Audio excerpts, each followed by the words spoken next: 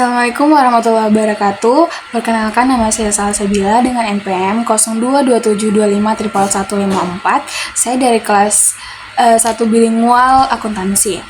Di sini saya ingin mempresentasikan tugas mengantar ilmu ekonomi saya. Baik, kita langsung saja ke materinya. Baik, di sini saya ingin menjelaskan tentang intervensi pasar atau intervensi pemerintah.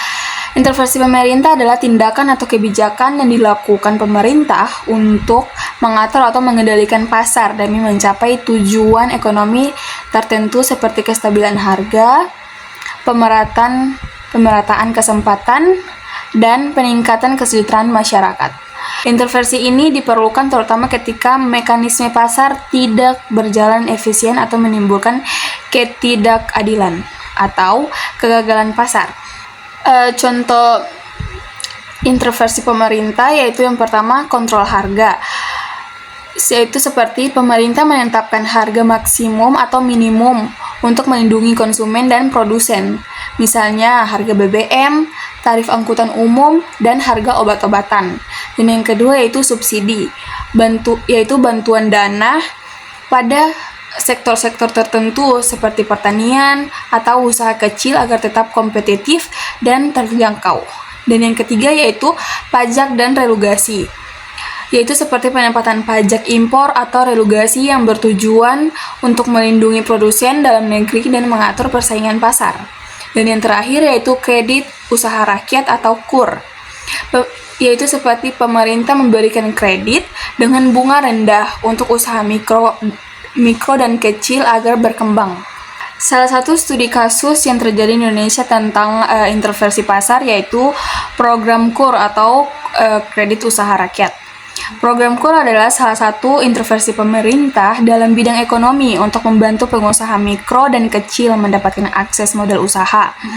Pemerintah memberikan subsidi bunga sehingga pengusaha dapat memperoleh kredit dengan biaya lebih rendah. Program ini bertujuan untuk meningkatkan produktivitas dan pendapatan pelaku usaha kecil, serta mengurangi angka kemiskinan. Program KUR telah berkontribusi signifikan dalam meningkatkan pendapatan per kapita Indonesia dan mendorong pertumbuhan usaha kecil usaha kecil serta korupsi. Dan yang berikutnya yaitu kegagalan pasar. Kegagalan pasar adalah kondisi di mana pasar tidak mampu mengalokasikan sumber daya secara efisien sehingga menyebabkan ketidakseimbangan dalam memenuhi kebutuhan masyarakat.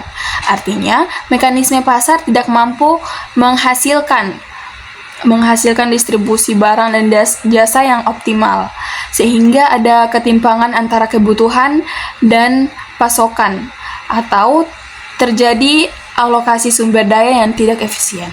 Contoh kegagalan pasar ada 4, yaitu yang pertama eksternalitas negatif, yaitu industri petrokimia yang menyebabkan pencemaran udara dan air, namun biaya kerusakan tidak dihitung dalam harga produk. Dan yang kedua yaitu barang publik, yaitu pembuatan taman umum yang dinikmati oleh seluruh masyarakat tanpa memperhitungkan biaya produksi secara individu sehingga pasar enggan menyediakan secara cukup. Yang ketiga yaitu informasi asimetris, yaitu pasar kendaraan bekas di mana penjual mengetahui kondisi kendaraan tapi pembeli tidak, menyebabkan ketidakcocokan harga dan kualitas. Dan yang terakhir yaitu monopoli, yaitu perusahaan listrik yang mengontrol total pasokan listrik dan menetapkan harga tinggi karena tidak ada pesaing. Dan studi kasus yang terjadi di Indonesia tentang kegagalan pasar yaitu monopoli BUMN. Beberapa BUMN di Indonesia seperti PT PLN dan Bulog mengalami kegagalan pasar akibat monopoli yang menyebabkan ketidakefisienan dan kurangnya pelayanan optimal.